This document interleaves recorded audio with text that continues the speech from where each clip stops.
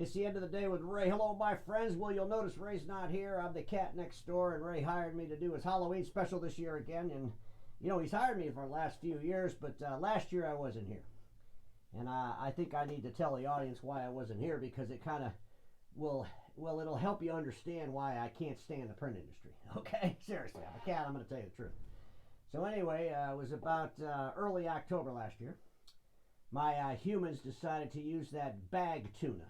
And they replaced the canned tuna with the bag tuna. And you talk about a bunch of crap. I mean, folks, they're opening up these bags of tuna, and I'm not hearing the can opener, and I'm not even getting any tuna. And basically, it put me in this massive depression. And I had to go to rehab. And so I was out, obviously, during Halloween. And then Ray tells me that, you know why they're doing that shit? You know why they're putting the tuna in the bag? Because the print people want to print the bags. And I'm like, holy crap, so it's the print people's fault. The cats all over the world are being neglected from their tuna lunch. And folks, I got to tell you something. I'm still a little bit upset about that. But anyway, and the other thing I want to say is this, Ray, he likes to make fun of the industry's media. He calls them the copycat media and the parent press and all that kind of stuff. And I got to be honest, I come to Ray's house. I love to run around the furniture in the studio. He's got a scratch and pull here for me. And sometimes I'll just, I'll listen to his shows. And I realize just how crazy the media is in the print industry. So I figured, you know what, I'm going to roast them. I'm going to roast the media for the print industry. And you'll know why it's a pretty brutal roasting, because I'm really upset about the tuna thing. So let's just jump in there. But the first thing I got to do a favor for Ray. Ray is completely, 100%, probably the most humble person I've ever met in my life. He doesn't like to brag about stuff. But folks, I go to his YouTube channel. Let me just pull this up here. Ray went to that Printing United thing. And the Printing United thing, that's where they got the machines that print these, tuna bags. It's just, it just really makes me mad every time I think about it. But anyway, Ray does this recap of the Printing United show. And the folks from Inkish, they go on, they put a comment. You couldn't have seen much. Your recap's crazy. I think, holy crap, So I want to do Ray a favor, because I'm looking at this, and, Ray got 800 views on that, and that was a few days ago. So I'm like, well, how many views did the Inkish people get on their video? They did have a recap. What kind of recap did they do? Well, folks, I go to their YouTube channel, and they did 52 episodes on the Printing United. And all 52 episodes, if you add up all the views, equals 781. So Ray's one video got more views than the 52 videos they did over at Inkish. I'm thinking, holy crap. And then I got to share this with you. So I want to do some comparisons. So I go to Ray's channel. I say, well, how many views did his last 52 videos get?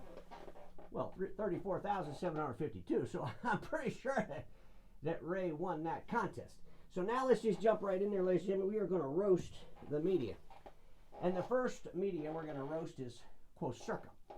And that Quocirca is the European, publication. And, the cats in Europe are crazy. I mean, these cats in Europe are totally crazy cats.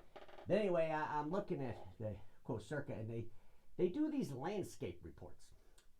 And it looks to me like they go to the OEM's brochure, they look around, and they talk a lot about the security on the brochure, and then the Quocirca people say, yeah, they're in the, cybersecurity seriousness landscape. And I'm thinking, well, they don't even need the report. They could just go to the OEM's brochure. Let's see who else we got here. Folks, I got to tell you, the industry's media, and the print industries, they're a little bit nutty. ENX magazine, holy crap. I come to Ray's, and if I get out of hand, a lot of times Ray will want to, spank me with the CNX magazine. I'm like, hey, now get that damn thing away from me. One time I ripped it out of his hands. I start scratching through it. And folks, you're not going to believe this crap. This is what I see. Like the first page is a bunch of copiers for sale. And I'm thinking to myself, who the hell buys a copier from a magazine in the year 2025? And then I'm thinking, well, how do they do? I'm trying to press.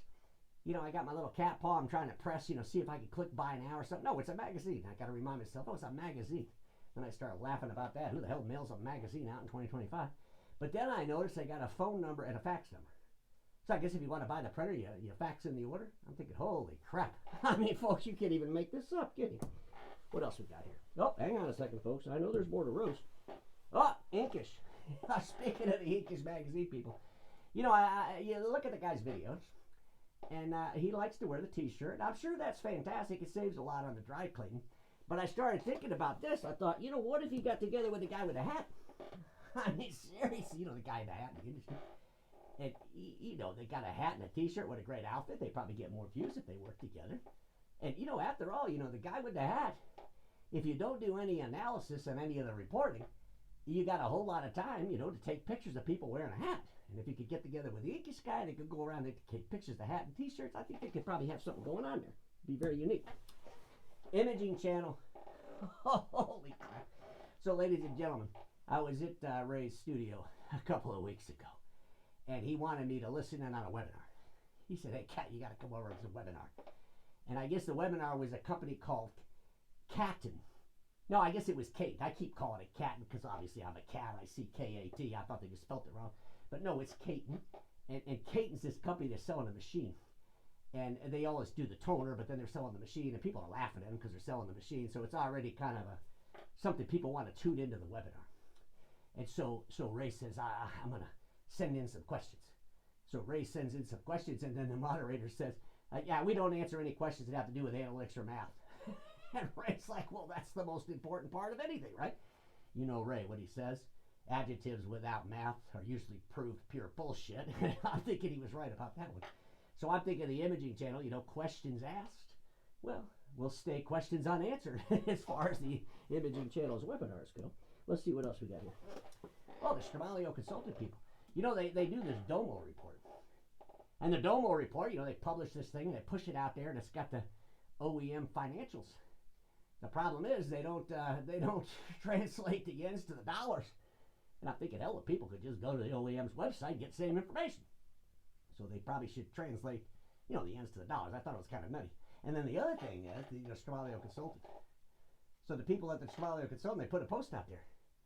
And they say, this post is not about views or likes. And then I'm thinking, well, if it's not about views or likes, why the hell did you tag everybody in the industry on the post? I think that kind of defines it as about views and likes in my thinking anyway. Holy smokes. Let's see what else. BTA Magazine. The BTA Magazine, 100 years old.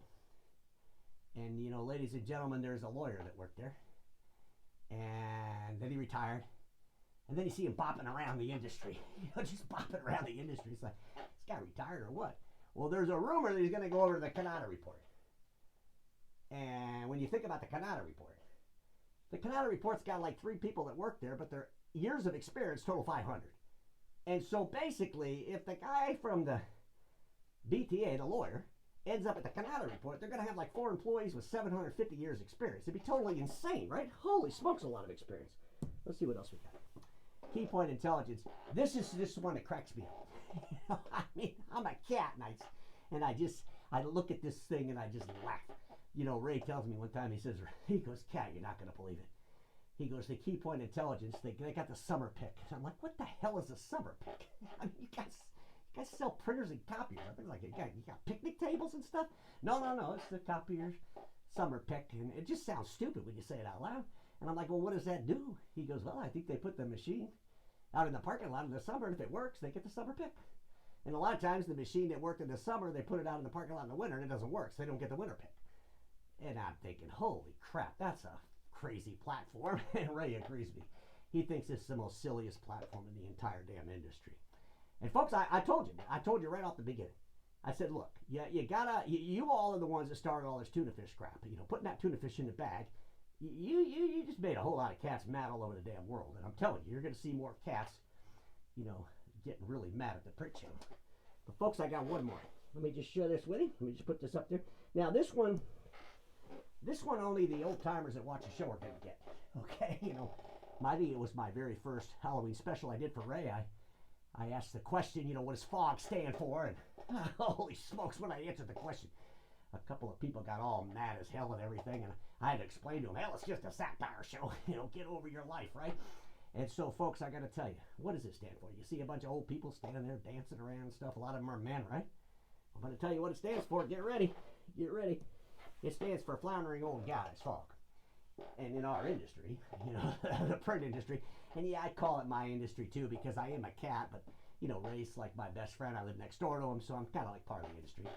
And there's a lot of floundering old guys in your industry. I mean, seriously. I mean, you look at the pictures, that the guy with the hat puts out there online. It's just a lot of old men, right?